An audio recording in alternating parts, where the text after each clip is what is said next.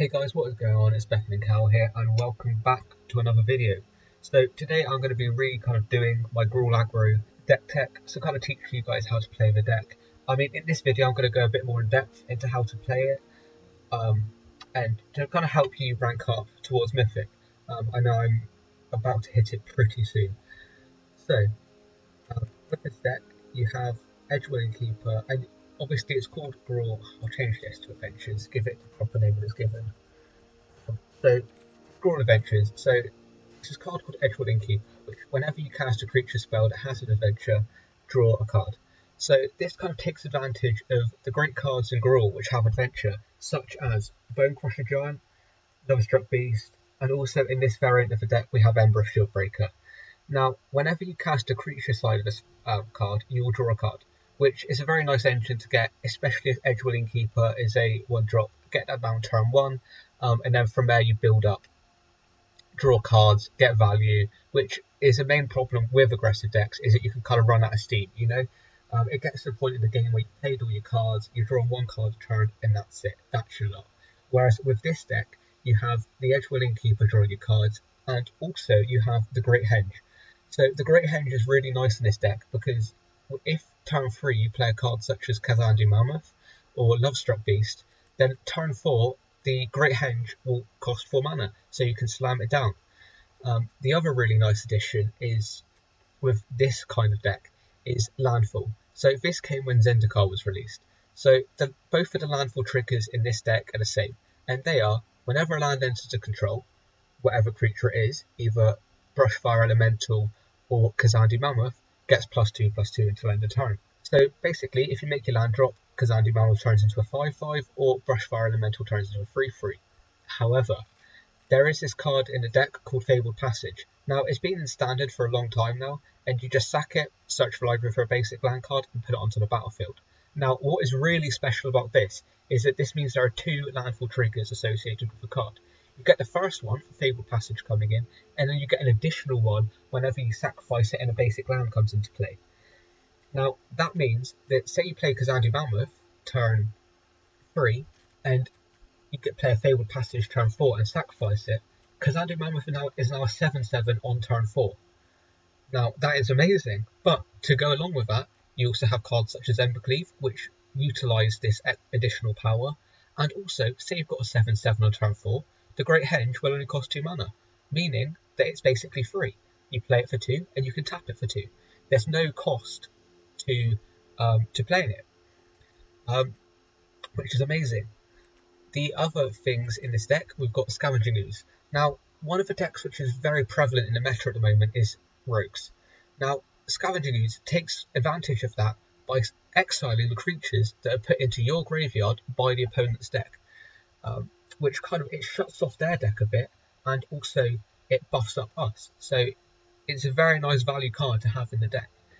What we also have, what's also nice about Scavenging Ooze is, say you play Great Henge and you tapped all your mana to play it, you've now got an additional 2 green mana.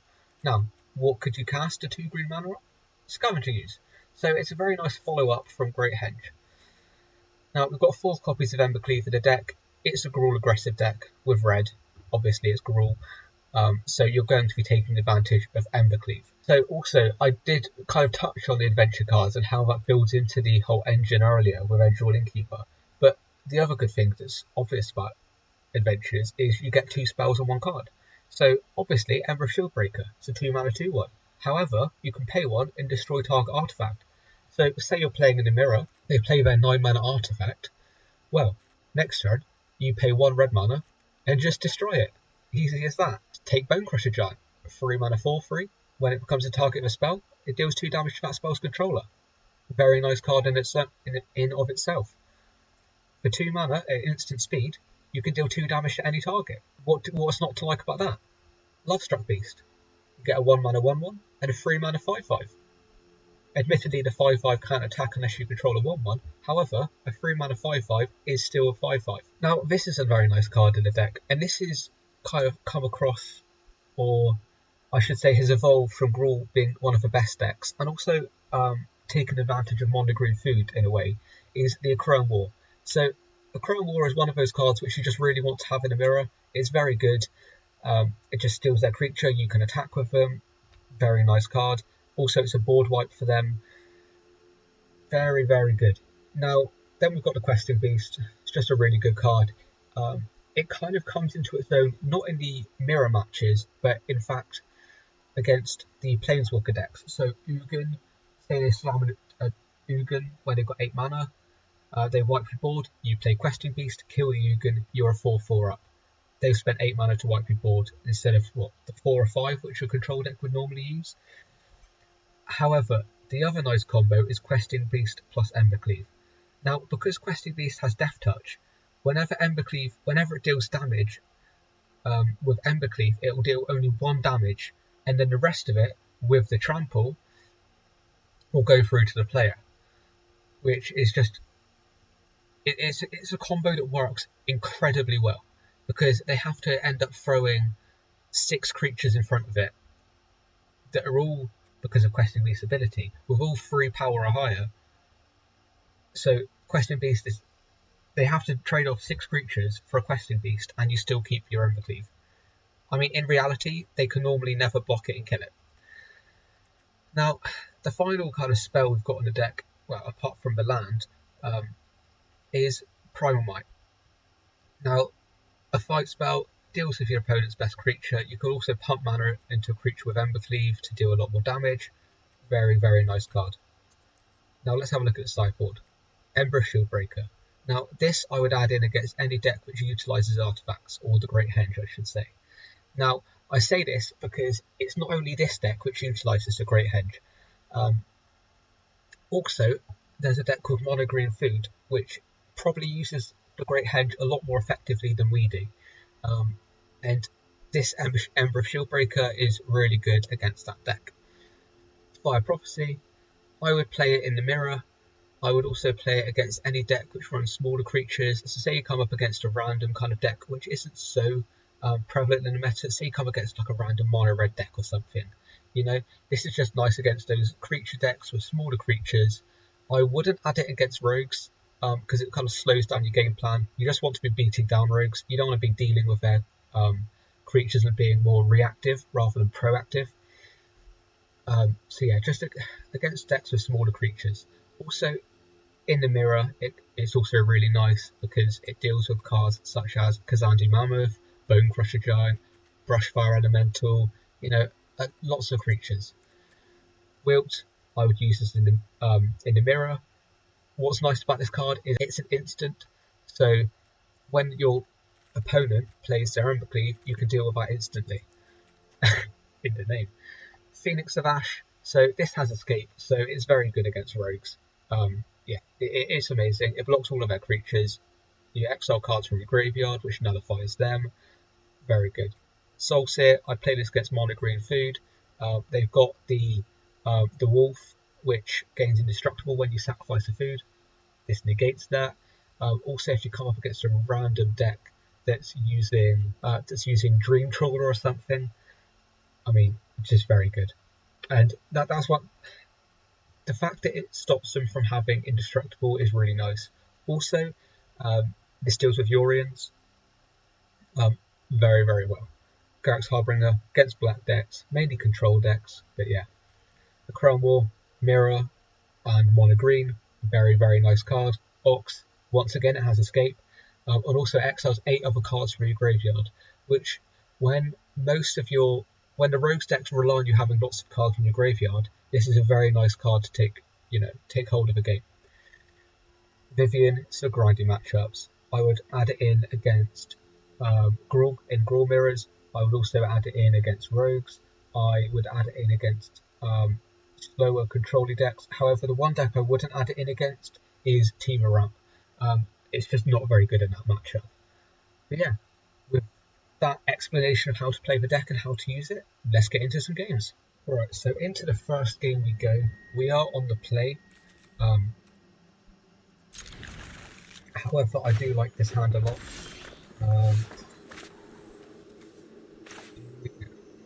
I mean, I think if we draw a red source, it's so much better to have double Brushfire Elemental. Might, okay. I am going to have to play this here. I really don't want to waste my thing like this, but I need to get to the red mana. Yeah, I need to get to that. Although, this guy is, you know, as mono red goes, this is a very nice carve out, and a very poor carve out for me.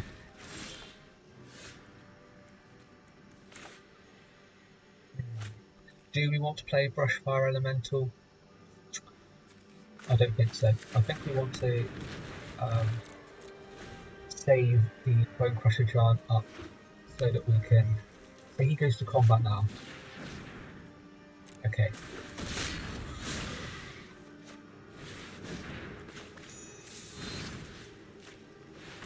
So he didn't have a...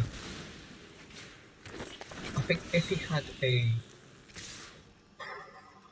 We can't look here. If he had an Embercleave there, I feel he would have played it. Oh, it would have been so much better if we'd had that extra land there to get Edgewall Innkeeper down. I would still have hit land. This is a very tricky situation for us to be in now. Now we pray he has no Embercleave. Hover over the conceit. Yeah, right. Good game. We played against mono red with the nuts. We had a very slow hand. So I mean, mono red, Fire Prophecy, one of those weird decks with smaller creatures that you don't see very often. Is it good enough to play Wilt? I don't think so. What other decks? What other cards are good? Scavenging Ooze is very poor in matchup. Embereth Shieldbreaker, I'll cut it down by 1. I mean, it's a pretty poor blocker. Let's have Wilt in, because it deals with the Embercleave instant speed, allows for us to have better blocks. I might add in a Crown War actually. Do I add in a Crown War? Yeah. Yeah, let's see how this plays out.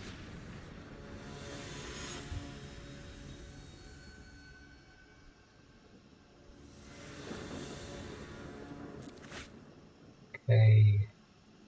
That's a very nice hand. Very nice hand. Especially if we draw... Let's play it like this. Because I want to be able to play Kazandu Mammoth next turn and still have Fabled Passage for the following turn.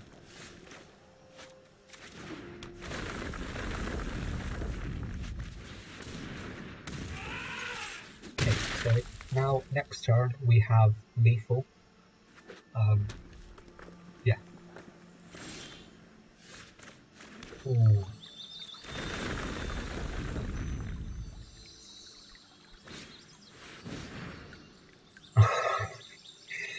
Alright, nice play from the lad.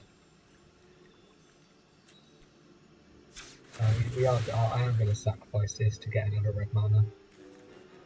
Because I want to play Hedge this turn.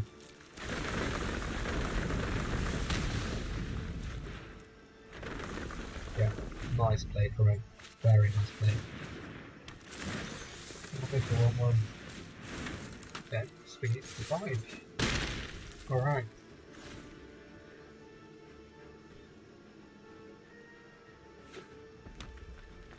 The kind of slower hands. I mean, not yet. Now turn 4, the mono red opponent has played a slow sith. We have a great hedge on the battlefield. We're gaining 2 life a turn, ramping up.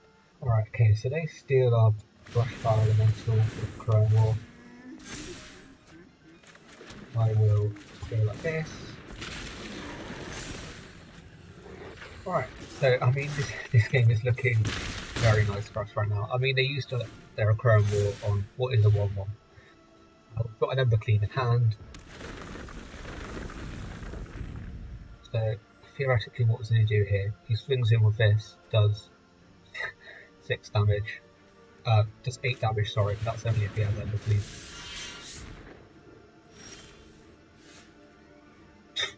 Alright, okay, I'm just gonna go swing in with these 2.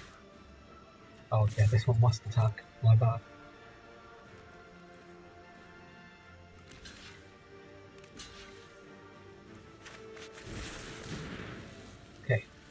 Now Embercleave, this you should concede here. Yeah, alright, okay.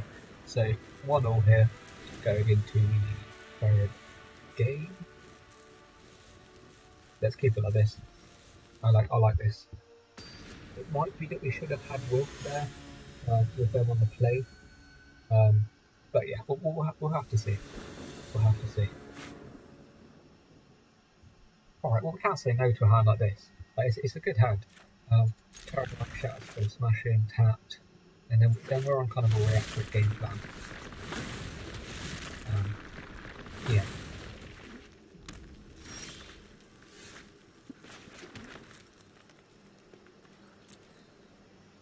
Okay, so he's got Bonecrusher Giant.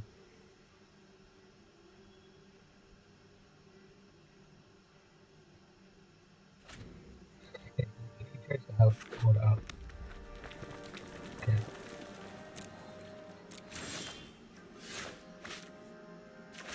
And I'll play Kazandu Mammoth. Let's try and get us to be the aggressors here. Souls in. Yeah, go for it, mate. No, I don't really care.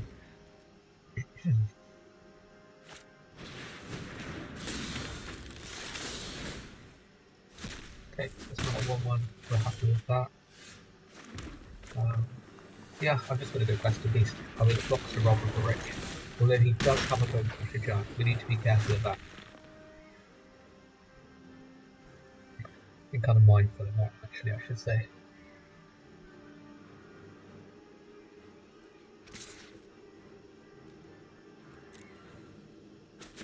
Yeah, we're not going to play into Bonecrusher Giant that easily.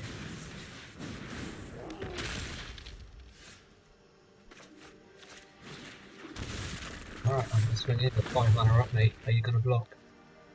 Probably a sensible thing there for him not to block.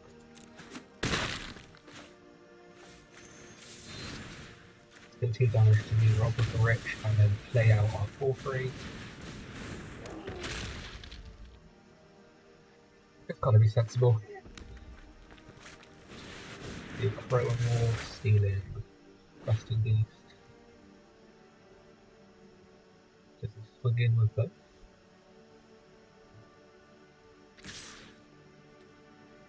Right, how greedy am I going to be?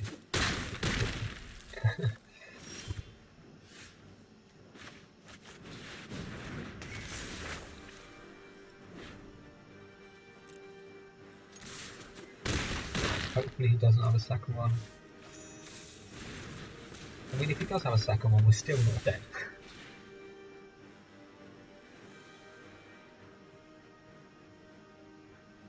We are still not dead.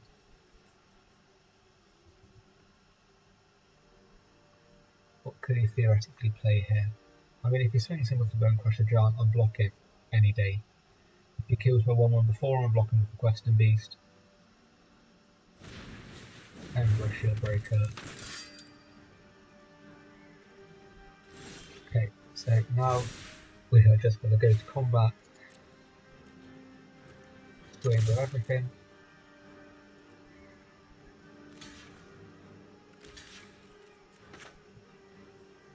Play a Embercleave. Slap it on this guy, and hopefully we see the other guy get off the flames. Next to damage.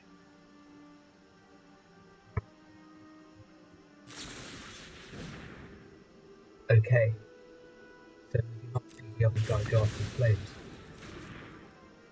like we wanted to see.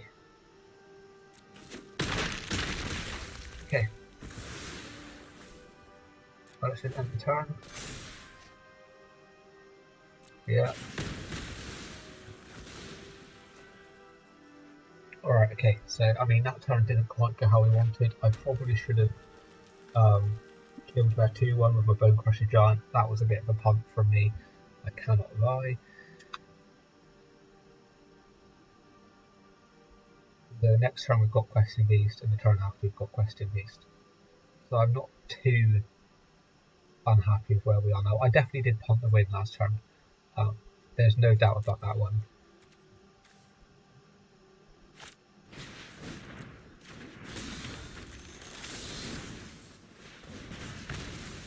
Put the weapons on Rich there.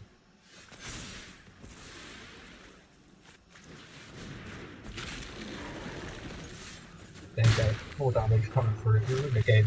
I'll take it. I did miss lethal the previous turn, however,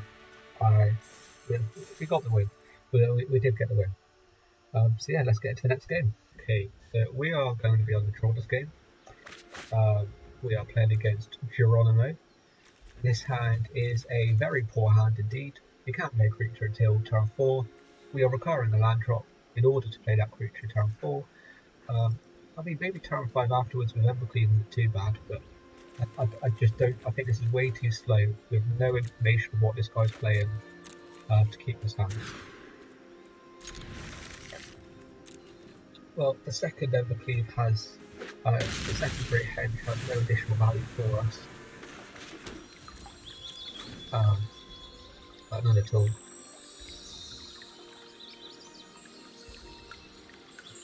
So we see a Jeskai land, which, as the Gruul player, we don't really like to see. It's kind of a guaranteed board wipe. Kind of a weird deck though, to be fair, because I don't quite know what. I can't think of any Jeskai decks that don't play Yorion that we can come up against. I'm going to play out Embereth. Definitely not Embereth Shieldbreaker. Edgewall Innkeeper here. To get killed by both as well. What is he playing? What is he playing? I'm so confused.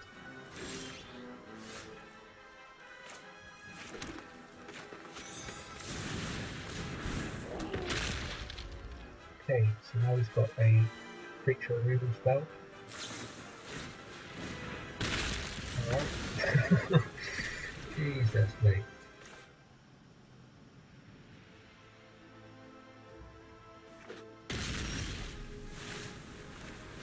Alright, okay, so I would have kept that spell, that favorite passage let me clear for the Brushfire Elemental, but because it's the difference between us casting Lovestruck Beast and us not, I'm just got to cast out Lovestruck Beast. Okay, so is this guy gonna be? So we've seen 2 spells right now, both of them being quite controlling. Oh my jeez. So we get a 3/3. It's not quite a 3/3 for 5, but we get it back, so. Okay. All of our cards at the moment go underneath, 5 mana exile creature path with mana cost 3 or less. That card. Okay, so it's up to 5 now, so. Okay.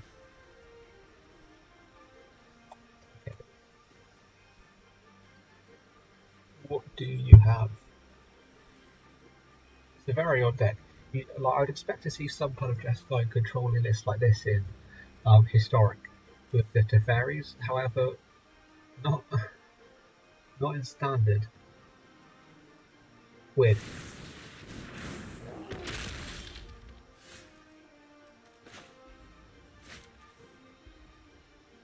Red combat, still getting off just 1. If he lets it go through, I'll take it.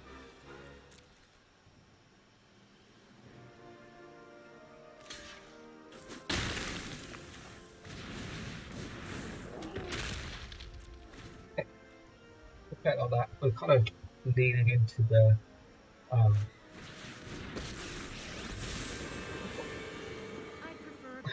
so confused.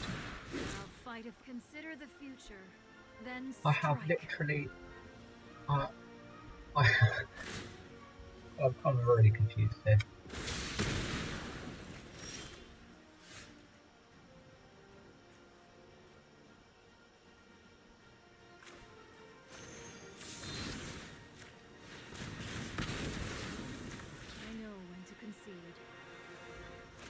I kind of want to keep Ooze up for play hedge, but I think I'm just going to play out here.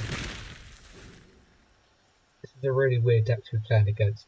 I was kind of hoping to play against some meta decks in this video to kind of show you guys how I play against them. However, that's not the case. If I only use multiple type, no. I'll choose this.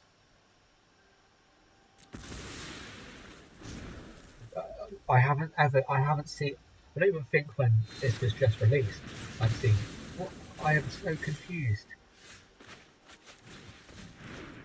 Also, we have been minus 3, like, we've been stuck on 4 lands for the longest time now.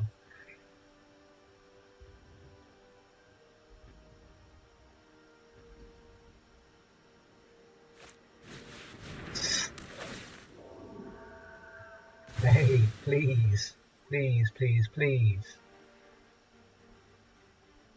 And I guess we've got a kill spell for the Edgewall Innkeeper as well. This is just a very painful game to be playing. his 3 mana removal for my 1 mana spell. Alright. Let's see how it is. Let's tap. There it is. Hey.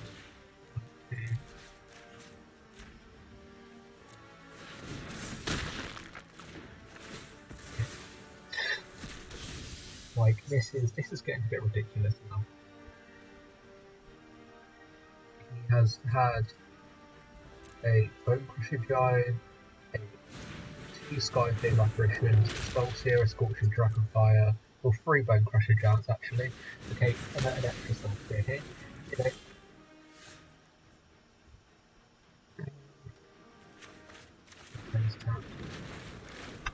I want to put out the Great Hedge next turn. Although no doubt he's probably got removal for that too, but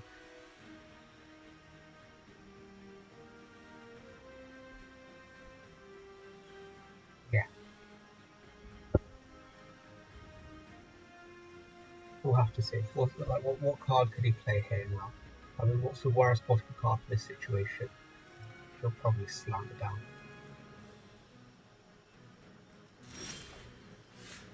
Okay, we'll play out Great Hedge. Probably got a counter for it. We haven't seen any counters so far, but okay. The attack is. He's probably got a sharp typing, so I'll leave it. But last turn he's probably deciding whether to hard cast it or just to cycle it this turn. There we go. Called it. Called it. Oh, that feels kind of good. Something like that.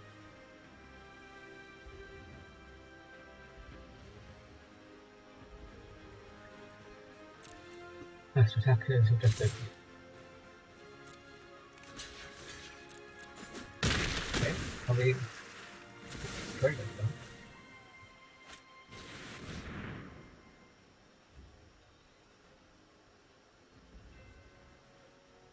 You know what? I hate this guy's deck. Like, it's just like how to be super irritating to any opponent you play against. Oh, I know. Let's do this.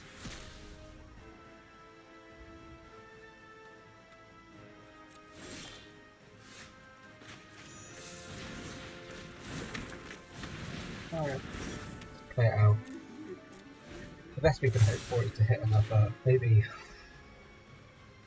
an Embercleave. Would be nice. Okay, so he's gonna minus a card, destroy this. Mind, body, and soul. I hate that. I hate playing against decks like this. They just have the nuts. Like, okay, he's had 3 Narsets. He's had 3 Bonecrusher Giants. He's had 12 these.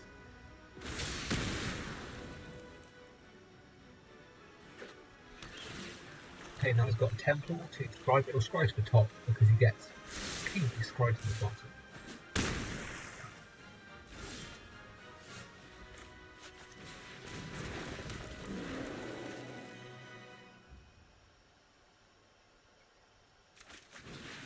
I should probably have kept that up for us to draw a Great Henge, but right, let's force him to get that back with Elspeth on his death. Yeah.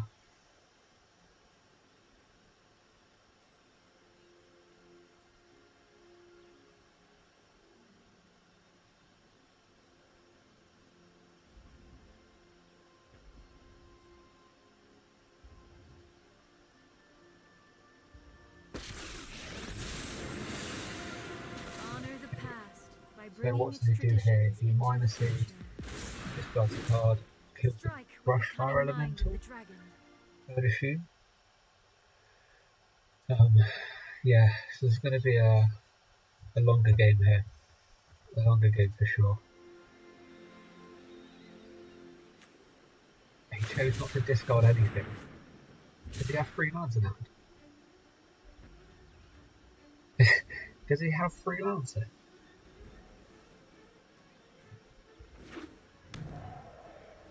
Five mana, that's it, Embereth.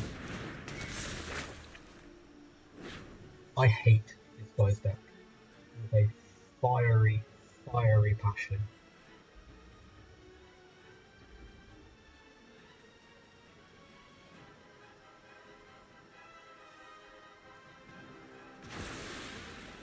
Yeah, best roll we can get is a land here.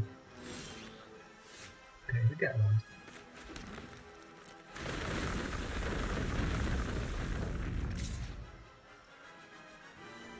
Okay, attack like that.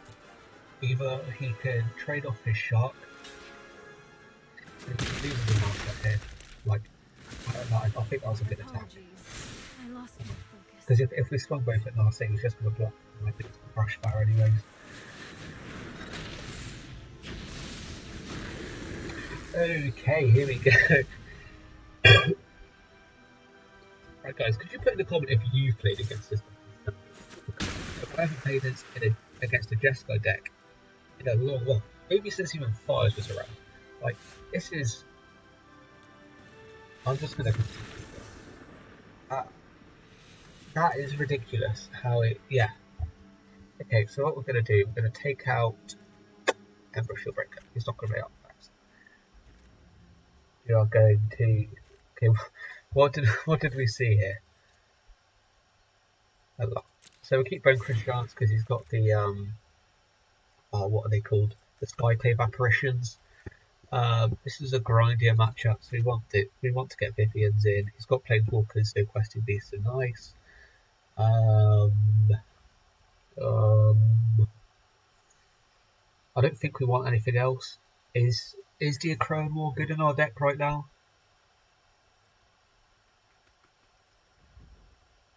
No. I'm gonna add an Ox in. It's just good in like against more control decks. I'm gonna keep Scavenging Ooze, however, because it is very good against. Oh, my mind has gone blank. You know the card which he played twice against us, which is exile the 3-cost, bring backs up from the graveyard. It's very good against that card. Okay. No, wait. Of course, this guy's like slow sideboarding. I mean, you know. Oh, I'm tilted. I am really tilted. Okay, we don't get very good mana. Okay. With that being said, it's not the worst hand I've ever seen.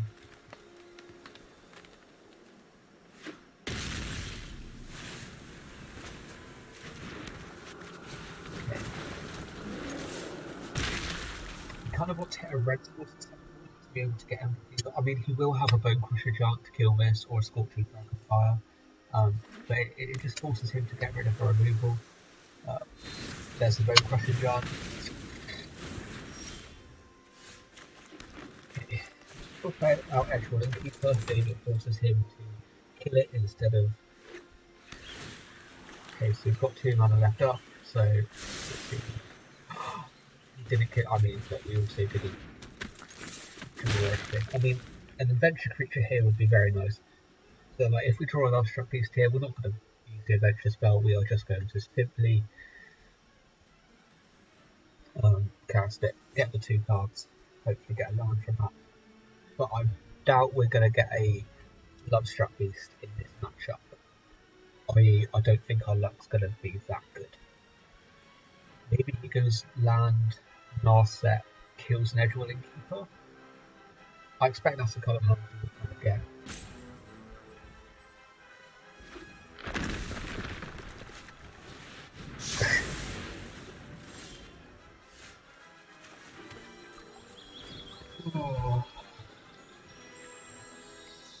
Oh, this is just such a painful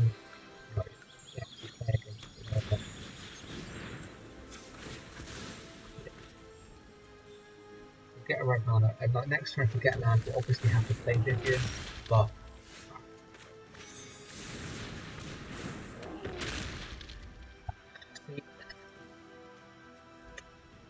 we get board wiped. We then please explain to me how this guy always has the best card. Okay, so I think I've got the read here that he's got a Bonecrusher Giant.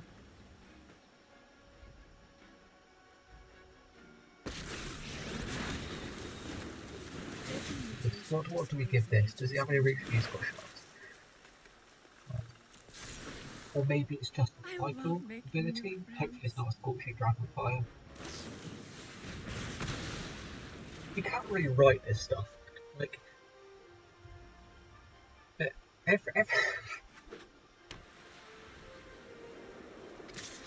and on top of the deck we've got a land.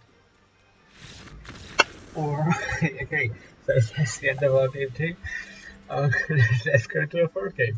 Alright, okay, so we're on a draw this game. Hopefully we'll play a deck that's not the one we played last game. Okay, this is a nice hand.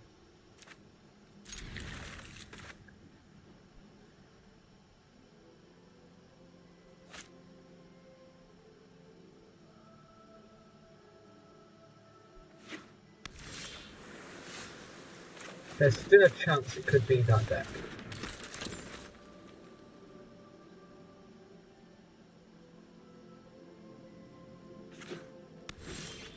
Okay, we're playing against Robes.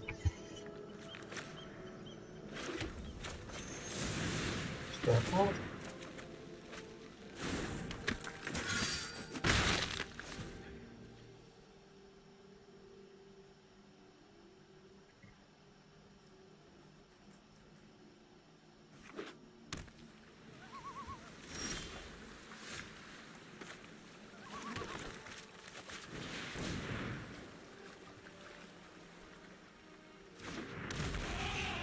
We're not going to swing through. He could have that 1-3 flyer.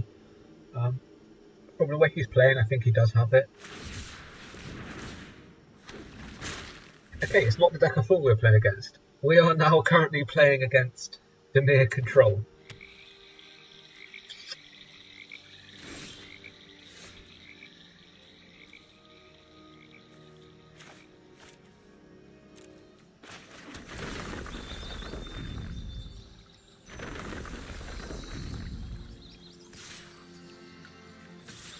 Swing under these two. I don't mind if he blocks the shark with a 1-2. Means 5 damage goes through.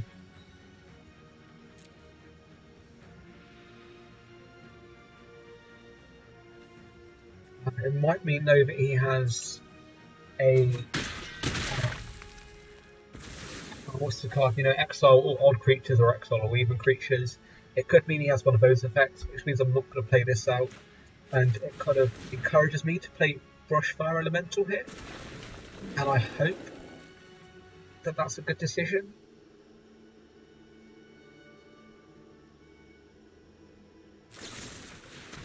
Okay.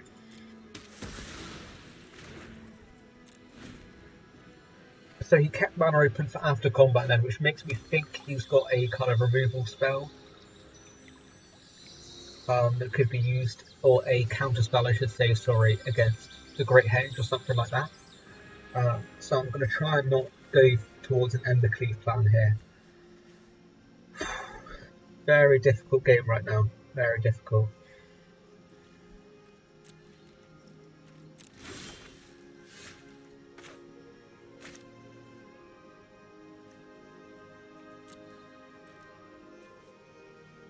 Does he have a shot?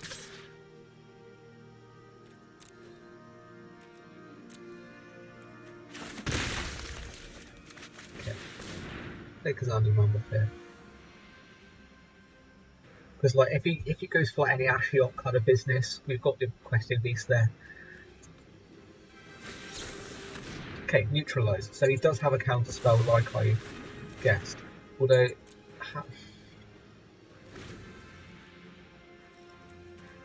does the black mana stay in untapped mean anything?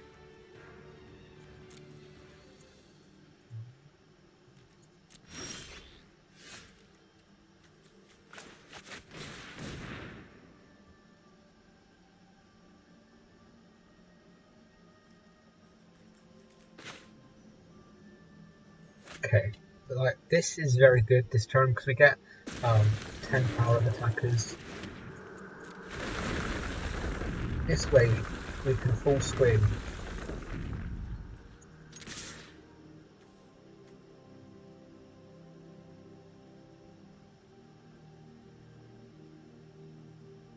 And then if he kills a creature, we can then Embercleave in response. If not, he goes down to 2. Okay. What kind of business is he doing here? Oh, killing in response to my. Okay, he's not that clever.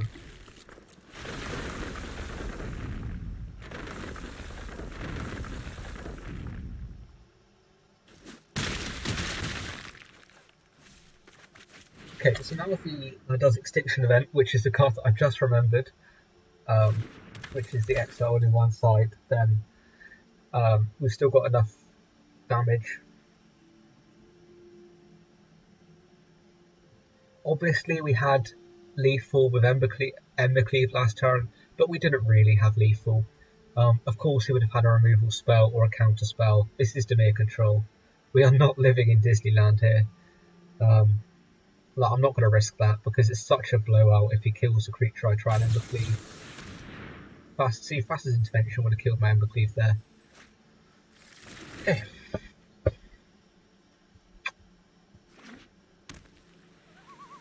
Does he hit us with the Extinction Event? He hits us with the Extinction Event, which means we do have lethal next turn. Because he can't deal with 3 creatures.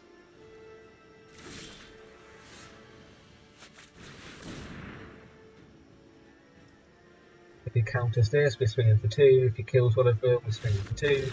There you go. Alright, so we get game 1 in the bag. Now, let's think about sideboarding. These 2 we bring in. Domain control, we bring in the Kazandu Mammoth. Also bring in Ox. Primal Might's not very good. Scavenging Ooze gets worse. A Crow War is just terrible. I think we just drop another. Oh, Embereth Shieldbreaker. Nah, because Shieldbreaker has some upside with Edgewall Innkeeper. We need as much card draw as possible to be able to survive the main control here. But yeah. Yeah, alright, okay. Well, that last game went very well. We kind of had a very good hand. I don't think it was a nuts, but it was definitely like an above average, very, very good hand.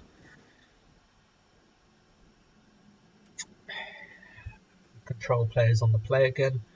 Like, that's the thing against most decks. They kind of just can't compete if you have a really good setup. Okay, we've got to keep this. I'm not really a fan of it currently, but we've got to do what we've got to do.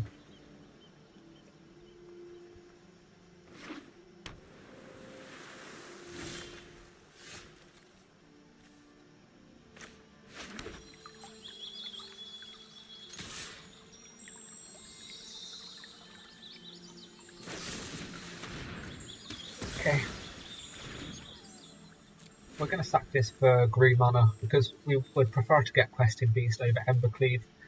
If we say we didn't draw, so say we get a red mana and then we just consistently draw mountains, we won't be able to play Questing Beast, but we'll be able to play Cleave. However, the situation we want is where we sacrifice for a green mana and only draw green, because it's better for us to be able to play Questing Beast than it is for us to be able to play Embercleave. Unless he Tails Ends the trigger, which would be a massive brain play from him.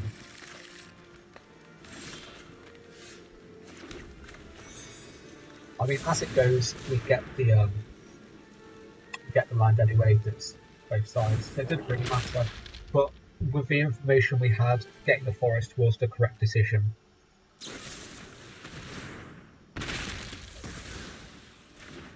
Okay.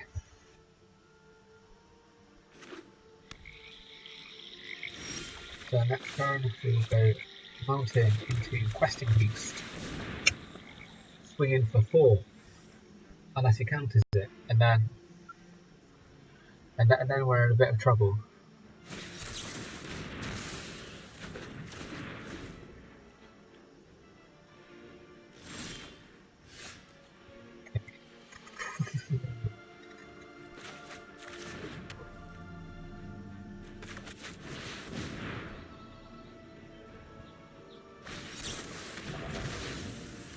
Okay, that that wasn't the right decision. Well, it's a very difficult decision there to make.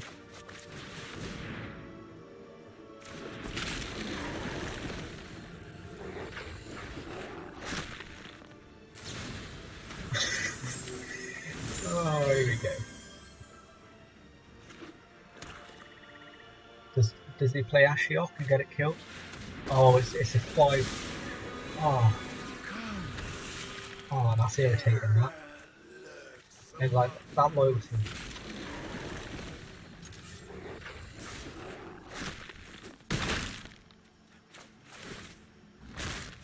I mean, still Question Beast is very good. I mean, he will have 2/2/3s, but Question Beast deals with those. The shadows awaken.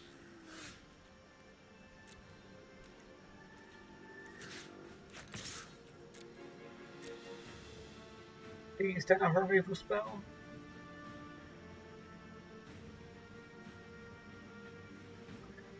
Come on, let it go through.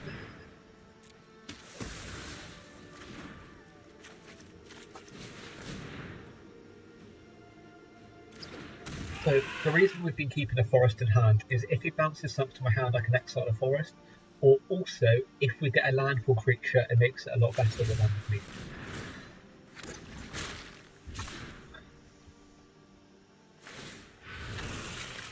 Creeping, thieving corruption.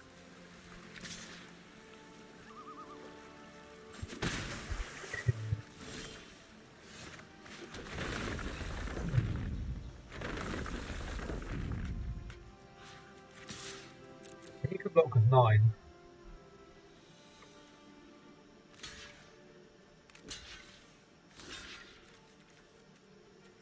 Okay, so we exile the top 6 cards in my library.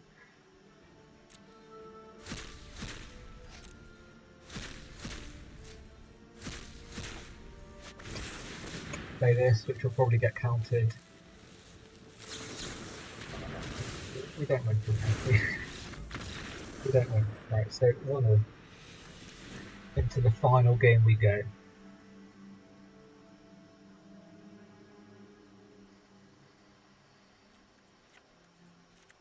Solstice to deal with the Ashiok, I think, is a good idea. Like this, I think that's the correct play. Hopefully, we just get the nuts and are able to kill him before that. But yeah, I mean, playing against 2 control decks in these series of games is not really what we want to see, especially considering Rogues is really common, Gruul, mono green. I don't know. It's a weird one. I'll definitely play a series of games with this deck again, and hopefully get some better decks to play against. This time I am gonna, I'm gonna start off, I guess, because I want to play Garrett's Heartbreaker turn 3.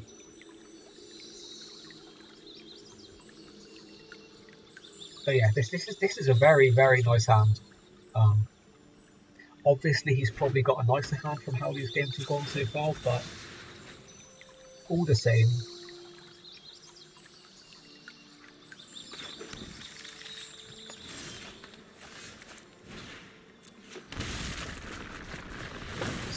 Go like this. We're down 2 life from that, but you know, I'm not sure the way the control will win is by outracing us.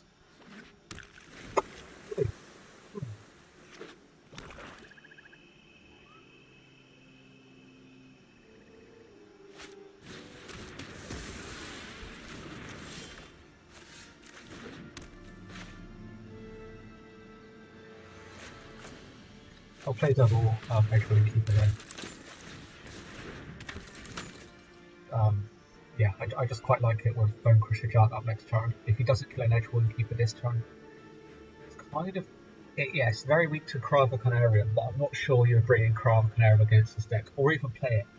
And I'm not even sure it's in standard.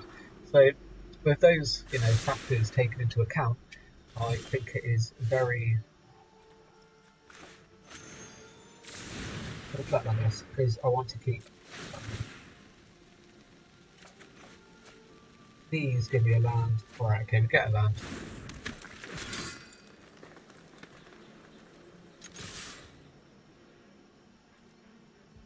Don't need those flash creatures that are going to come in and bite us.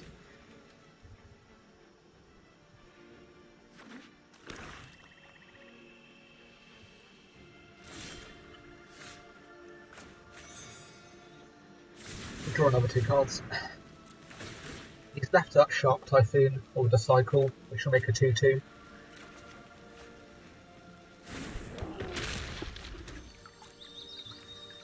So just swing into the 2/1 here.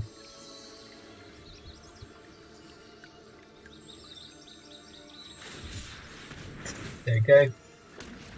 So he made the correct decision not to swing in with the 2 Edgewall Innkeepers.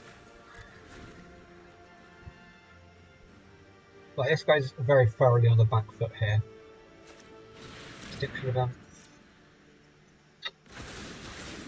Well, it happens.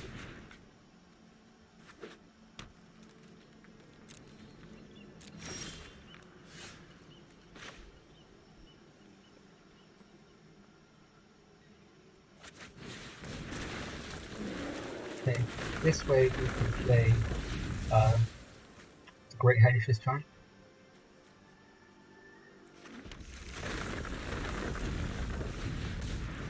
Also swing into 5. Yeah, that was a very nice draw then, the Brushfire Elemental.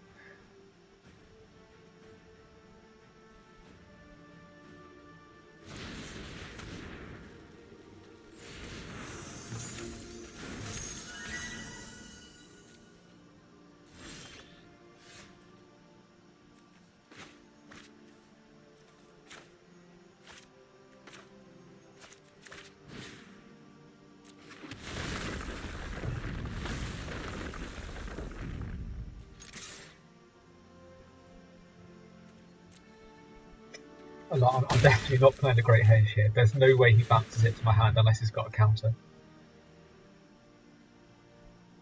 And he wants to keep his counters. Okay, so we'll just play it out with this.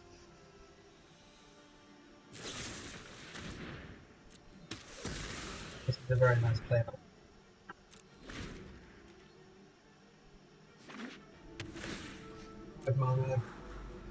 What could he be? Play it, maybe Ashiok.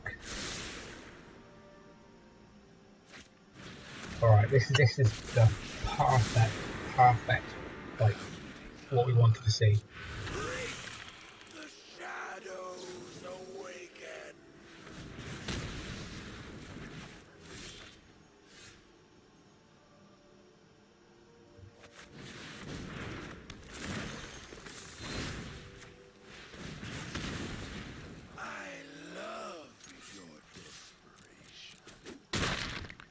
Okay, no, it's also. Oh, I could do it with this.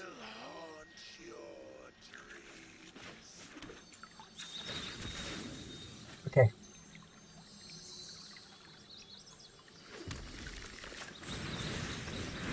Okay. Nice turn.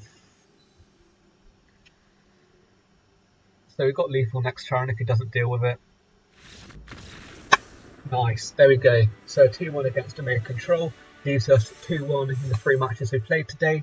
Hopefully I've showed you guys how to play this deck probably, well, better than you already do, giving you some tips which have helped you play and rank you up. Yeah, so thanks so much for watching. If you could you subscribe, leave a like. I put a lot of time into these videos and hopefully I give you guys some value which you can which helps you play Magic better. But yeah, thanks so much for watching and have a great day.